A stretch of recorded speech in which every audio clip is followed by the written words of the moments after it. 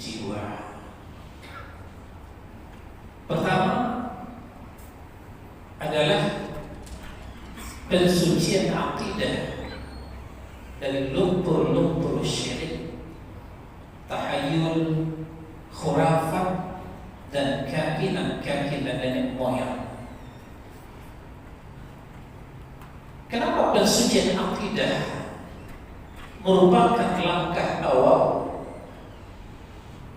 Alasannya, yang pertama,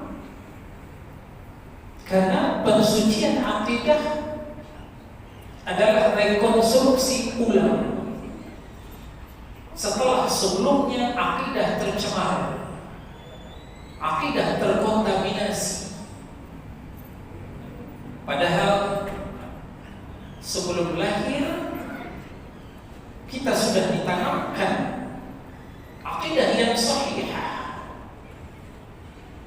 sebagaimana yang dikatakan Nabi Sallallahu Alaihi Wasallam dalam hadis yang sahih yang dikeluarkan oleh Imam Al-Bukhari dan Muslim, kullu mauludin yuladu 'ala al-fitrah.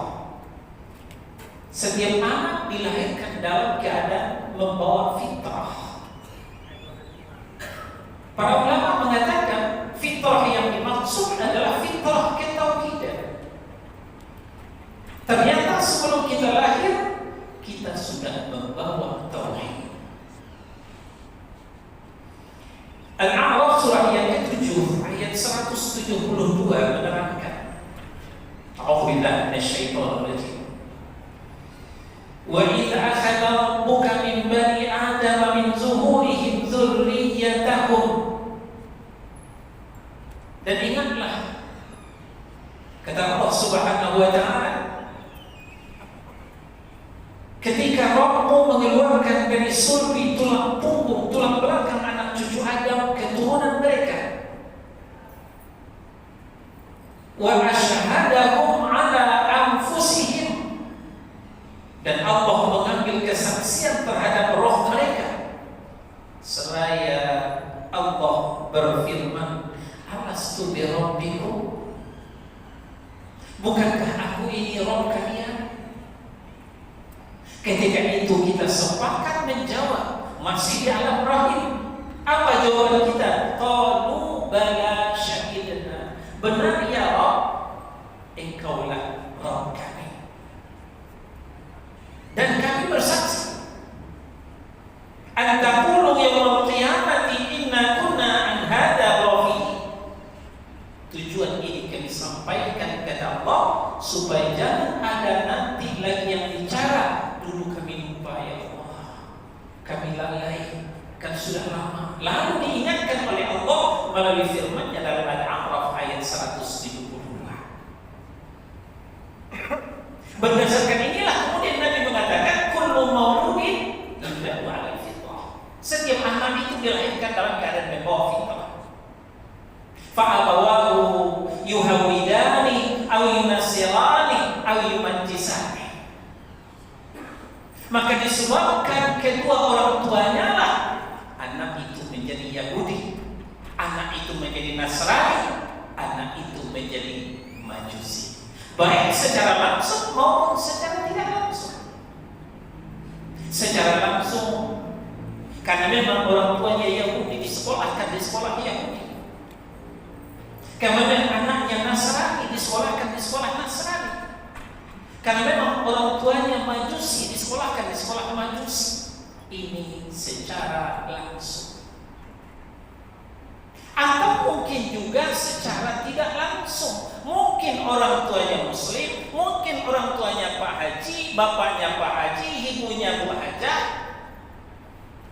Tapi karena kelalaian, kealpaan orang tua, maka anak terseret-seret menyerupai Yahudi, menyerupai Majusi, menyerupai Nasrani.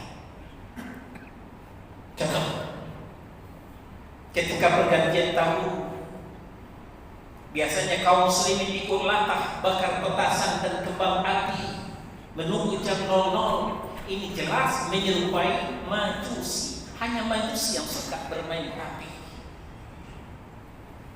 Atau Ketika bulan Desember ada Natal bersama. Bahkan terakhir kita mendengar ada salawatan di gereja.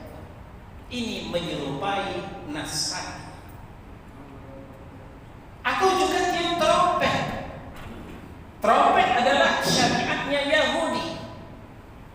Nabi sallallahu alaihi wasallam menjelaskan, "Man tashabbaha biqaumin fahuwa minhum." Barang siapa yang tasyabbuh menyerupai suatu kaum, sadar atau tidak, dia termasuk kaum tersebut, kata Nabi sallallahu alaihi wasallam. Secara tidak langsung anak dijadikan Yahudi, secara tidak langsung anak dijadikan Nasrani, secara tidak langsung anak dijadikan Majusi. Nah, oleh sebab itulah diadakan rekonstruksi ulang, pembersihan akidah, pencampuran nilai-nilai syariat dengan syariat agama lain. Ini pentingnya tazkiyah tentang akidah, pensucian akidah dari lumpur-lumpur tasyabbuh ini. Ini alasan yang pertama kenapa akidah langkah awal dalam tazkiyatun nafs. Alasan yang kedua, persiapan menuju akhirat. Persiapan menuju akhirat. Sudah-sudah ke akhirat, tentu kalau diadakan survei, kita sepakat mau ke surga, bukan mau ke neraka. Sedangkan ke surga itu butuh modal imanan kamilah, kemudian ibadah yang salehah, iman yang sempurna, akidah yang bersih dari lumpur syirik, kemudian amal saleh yang banyak tentunya. Nah, ketika diri kita berlumuran dengan dosa-dosa syirik, maka ketika itu dosa kita tidak akan diampuni oleh Allah kalau kita tidak bertobat kepada Beliau. Karena syirik merupakan dosa yang sangat besar di mata Allah Subhanahu wa ta'ala. 2 kali dalam An-Nisa Allah sampaikan. Pertama di ayat 48, yang kedua dalam ayat 116. Allah berfirman, "Innallaha la yaghfiru an yushraka bihi wa yaghfiru ma duna dzalika liman yasha."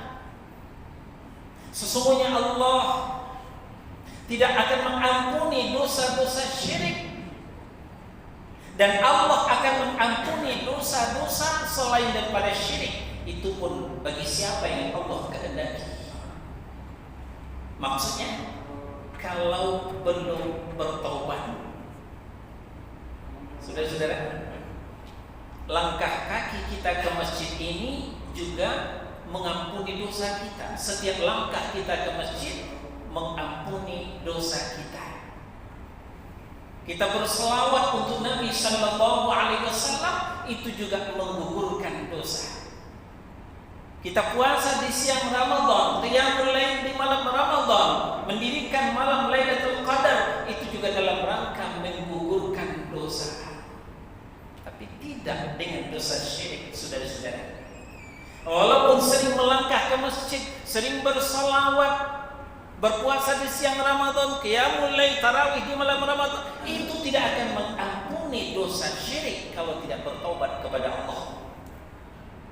Ini yang dimaksud oleh ayat, "Innallaha la yaghfiru an yushraka bihi wa yaghfiru," dan Allah hanya akan mengampuni dosa selain pada syirik. Itulah yang diampuni oleh setiap langkah kaki ke masjid, setiap orang berselawat, puasa di siang Ramadan, qiyamul lail di malam hari. Itu yang diampuni adalah as-saghair, dosa-dosa kecil. Tapi dosa-dosa besar seperti syirik tidak akan diampuni oleh Allah. Wa may yusyrik billah faqad iftara ithman 'azima, di ujung ayat. Barang siapa yang syirik mempersekutukan Allah, berarti dia telah berbuat dosa yang teramat besar. Tidak ada lagi dosa yang lebih besar di mata Allah selain daripada syirik mempersekutukan Allah. An-Nisa surah yang keempat ayat 48. Ayat 116 kita baca saja sendiri. Redaksinya sama, cuma ujungnya sedikit berbeda. Wa may yusyrik billah faqad dhalla dhalalan ba'ida. Barang siapa yang syirik mempersekutukan Allah, dia telah tersesat dengan kesesatan yang jauh. Selanjutnya, tadi kita sampaikan, untuk sampai ke surga perlu modal amal ibadah yang banyak. Jangan pede dulu saudara-saudara, karena sudah 5 waktu selalu berjamaah di masjid, tambah sholat-sholat sunnah. Setiap Ramadan berpuasa, tambah lagi saum tatawwu, sholat puasa-puasa sunnah. Haji sudah, umroh berkali-kali, zikir, sholawatan, ya, semuanya sudah dilakukan. Tapi itu akan terpelihara sepanjang akidah terjamin daripada syirik. Ketika akidah berlumuran dengan syirik, semua amal ibadah itu akan ludes, diterjang oleh badai, oleh lumpur syirik. Perhatikan Az-Zumar surah 39 ayat 65. Kemudian Al-An'am surah yang ke-6 ayat 88. Az-Zumar ayat 65. Wa laqad uhiya ilaika wa ila alladziina min qablika la in asyrakta la yahbatanna 'amaluka wa la takunanna minal khasirin. Sungguh telah kuwahyukan kepadamu, hai Muhammad, dan juga kepada Nabi dan Rasul sebelum kamu. La in asyrakta, kalau kau syirik mempersekutukan Allah, la yahbatanna amaluka, niscaya hapus amalmu. Kalau sudah demikian, wala takunanna minal khasirin, jadilah kau termasuk orang yang merugi. Subhanallah. Rasul Muhammad sallallahu alaihi wasallam yang kita tahu beliau itu maksum, yang kita tahu beliau itu telah dijamin masuk surga, yang kita tahu beliau adalah Habibullah, yang kita tahu beliau adalah Khalilullah, kekasih Allah, orang yang sangat dekat dengan Allah. Tapi kalau perkara dosa syirik, Allah tidak pandang bulu, Allah tidak pilih kasih. Itulah Allah ingatkan kepada beliau, la in asyrakta, kalau kau syirik mempersekutukan Allah, hai Muhammad, la yahbatanna amaluka, niscaya hapuslah amalmu, wa la takunanna minal khasirin, itulah yang menyebabkan kau termasuk orang yang merugi. Bagaimana dengan kita? Kita tidak masuk, tidak ada jaminan khusus untuk masuk surga. Kita bukan Habibullah, kita bukan Khalilullah. Itulah sebabnya Allah ingatkan dalam Al-An'am surah yang ke-6 ayat 88, walau asyraku, apalagi umatmu hai Muhammad, kalau mereka syirik mempersekutukan Allah, la habita anhum ma kanu ya'malun, niscaya hapuslah apa yang pernah mereka amalkan. Salat 5 waktu di masjid berjamaah, hapus. Puasa Ramadan ludes. Haji umroh luluh lantak, hancur berantakan, tiada bekas. Kalau akidahnya berlumuran dengan syirik mempersekutukan Allah.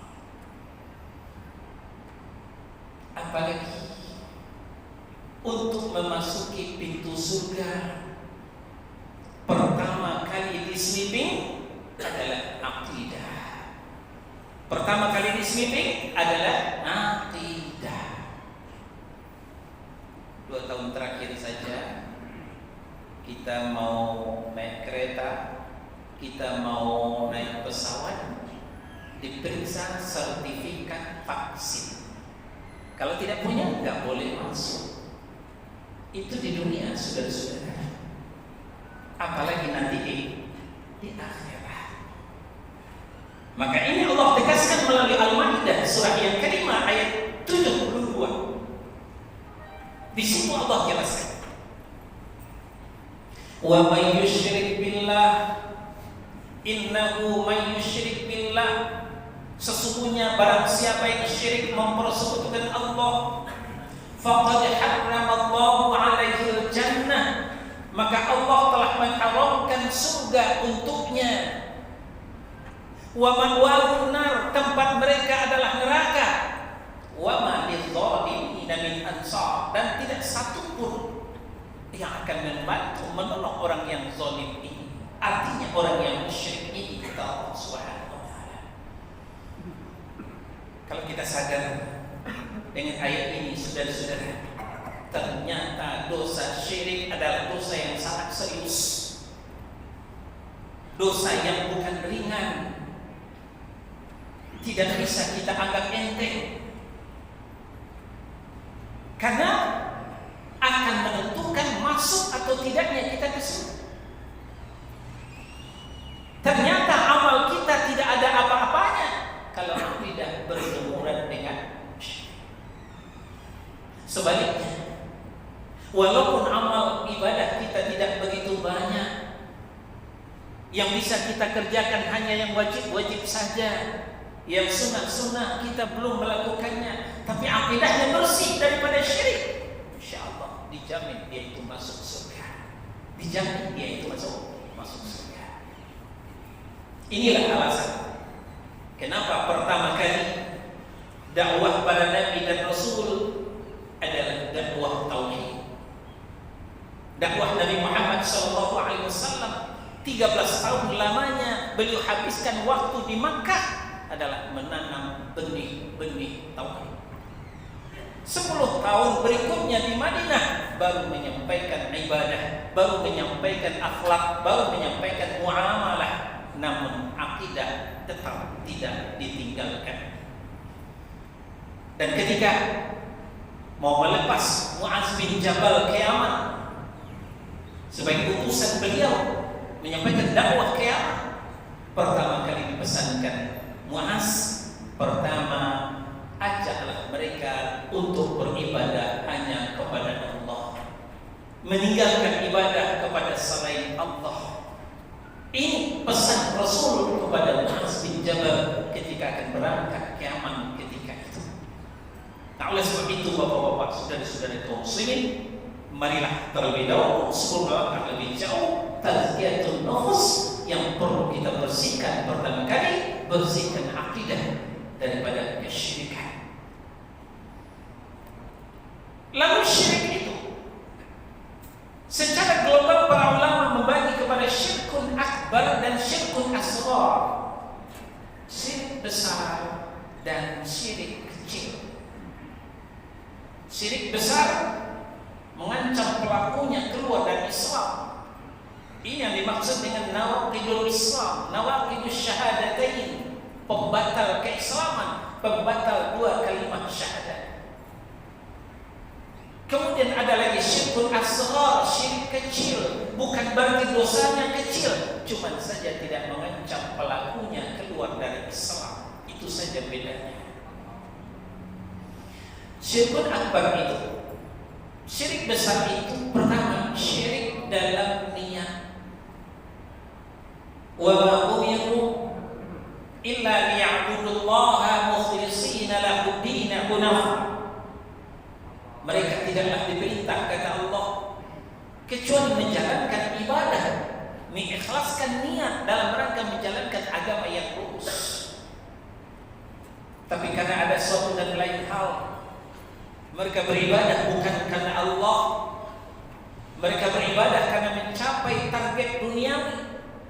Apalagi di tahun-tahun politik, banyak orang pemurah musiman, banyak yang membagi-bagi baju kaos, membagi-bagi uang, tapi niatnya bukan lillahi ta'ala, niatnya adalah supaya namanya dicontreng, tanda gambarnya dicoblos. Ini diantara contoh syirik dalam berniat. Yang kedua, asyirku fid du'a, syirik dalam berdoa. Allah memerintahkan ud'uni astajib lakum. Berdoalah kepadaku akan kuijabah doa. Nabi sallallahu alaihi wasallam pun berpesan kepada Abdullah ibnu Abbas, "Ya gulam, ihfazillah yahfazka, ihfazillah tajidhu tujahaka." Jagalah Allah, Allah akan jaga. Jagalah Allah, Allah akan ada di depanmu. Fa idza sa'alta fas'alillah wa idza sta'anta fasta'in billah. Kalau minta kepada Allah, jangan kepada selain Allah. Minta tolong kepada Allah, jangan minta tolong kepada selain Allah. Kalau minta kepada selain Allah, itu namanya syirik fit du'a, asyirku fit du'a. Kemudian yang ketiga dosa besar itu, syirik besar itu adalah asyirku fit ta'ah. Syirik dalam ketaatan. Lebih taat kepada makhluk daripada kepada Allah Subhanahu wa ta'ala. Ketika aturan-aturan Allah bertentangan dengan aturan makhluk, lebih memilih aturan makhluk daripada aturan Allah Subhanahu wa ta'ala. At-Taubah surah yang ke-9 ayat 31. Ittakhadhu ahbarahum wa rubbanahum arbaba min dunillah. Mereka ahlul kitab, Yahudi dan Nasrani, menjadikan orang alim mereka, orang soleh mereka sebagai Tuhan-Tuhan tandingan selain daripada Allah.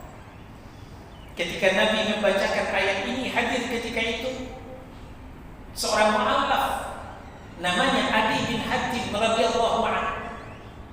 Adi bin Hatim bertanya, "Ya Rasulullah, dulu di agama kami yang lama kami tidak menyembah orang alim. Kami tidak menyembah orang soleh. Lalu kenapa ayat ini menuding kami seperti itu?"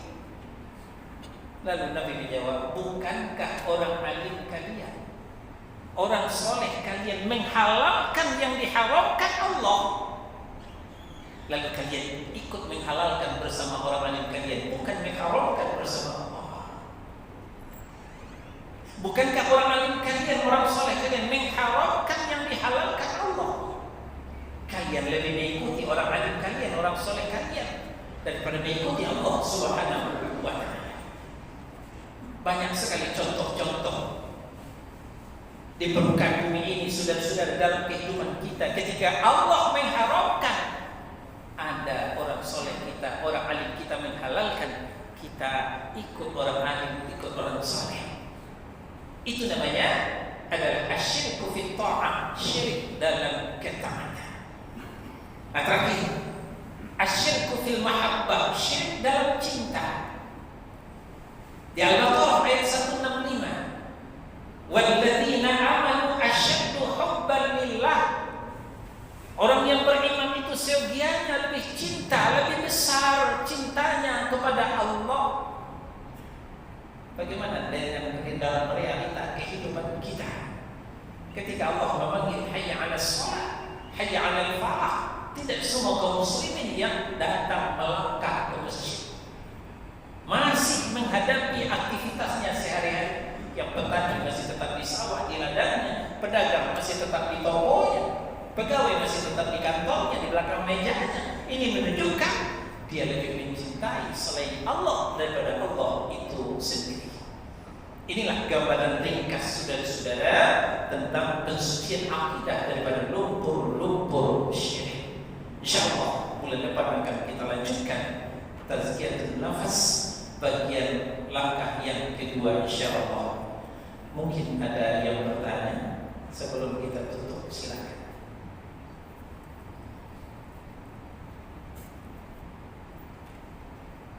Seperti sudah paham semua, ya?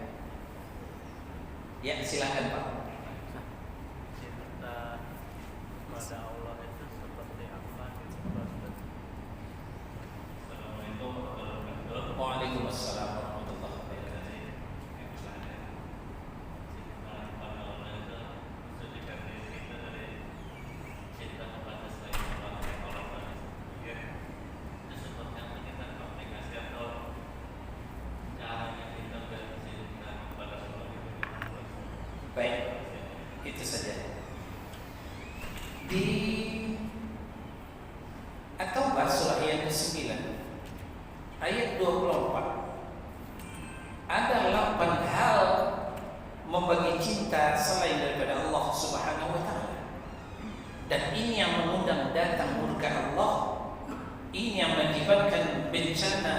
berganti. Ya, musibah datang tiada henti. Apa kata Allah Subhanahu wa taala? At-Taubah surah 9 ayat 24. Qul in kana aba'ukum wa abna'ukum wa ikhwanukum wa azwajukum wa ashiratukum wa amwalun iqtaraftumuha wa tijaratun takhshawna kasadaha wa masakin tardawnaha ahabba ilaikum min Allahi wa rasulihi wa jihadin fi sabilihi fatarabbasu hatta ya'ti Allahu bi amrihi wallahu la yahdi al-qawmal fasiqin. Katakan kepada mereka Muhammad, jika bapak-bapak termasuk nenek moyang leluhur, anak-anakmu, saudara-saudara, pasangan hidupmu, istrimu atau suamimu, kaum keluargamu, harta kekayaan yang kamu usahakan, perniagaan yang kamu khawatirkan kerugiannya, rumah tempat tinggal yang kamu sukai. Kalau 8 hal ini kamu cintai daripada Allah dan Rasulnya, daripada jihad daripada jalannya, fatarabbasu hatta ya'ti Allahu bi amrihi. Tunggu sampai saatnya Allah memberikan keputusan. Al-Hafiz Ibnu Katsir rahimahullah taala menafsirkan ayat ini, keputusan yang dimaksud adalah azab. Tunggulah sampai saatnya Allah menurunkan azab kalau 8 hal tadi lebih kita cintai daripada Allah Subhanahu wa taala. Salah satu kita akan contoh mencintai anak. Siapa yang tidak cinta kepada anak? Ayam pun cinta kepada anaknya. Kalau ada orang tua tidak cinta kepada anak, kalah dengan ayam. Ayam beranak, perhatikan kalau didekati kita akan diuber kemana pun pergi. Jadi cinta kepada anak adalah tanggung jawab orang tua. Tapi ingat, kita mencintai anak, tapi kita lebih wajib mencintai Allah yang memberikan anak itu kepada kita. Bagaimana aplikasinya? Kita punya putra, kita punya putri. Kalau kita punya seorang putra, ketika dia masuk umur baligh, belasan tahun, tersandang di pundaknya kewajiban sholat berjamaah ke masjid. Maka sebelum subuh anak wajib kita bangunkan, yuk nak kita ke masjid sholat berjamaah. Kalau ada orang tua yang membiarkan anaknya tidur di waktu subuh, berarti dia lebih cinta kepada anaknya daripada Allah Subhanahu wa taala. Atau ada punya seorang putri, ketika umur baligh tersandang pula di pundaknya kewajiban berhijab, kewajiban menutup aurat. Kalau sudah di SMP ataupun di SMA, maka anaknya wajib ditutup dengan pakaian yang menutup aurat. Kalau ternyata di rumah tangga muslim anak gadisnya masih belum berhijab, masih belum menutup aurat dengan benar, dibiarkan oleh orang tuanya, berarti orang tuanya lebih cinta kepada anaknya daripada Allah Subhanahu wa taala. Yang benar, kita mencintai anak kita, tapi kita lebih wajib mencintai Allah Subhanahu wa taala yang memberikan anak itu kepada kita. Bagaimana caranya? Kita tarbiyah anak kita. Kita dakwahi anak kita sampaikan apa yang wajib dia lakukan. Begitu kita cinta kepada anak, tapi kita lebih cinta kepada Allah Subhanahu wa taala. Wallahu a'lam. Ada lagi yang lain? Cukup ya. Kita tutup. Subhanallah wa bihamdika, asyhadu an la ilaha illa anta, astaghfiruka wa atubu ilaik. Wassallallahu ala nabiyyina Muhammadin wa ala alihi wa sahbihi wasallam. Barakallahu li wa lakum. Wassalamu alaikum warahmatullahi wabarakatuh. Waalaikumsalam.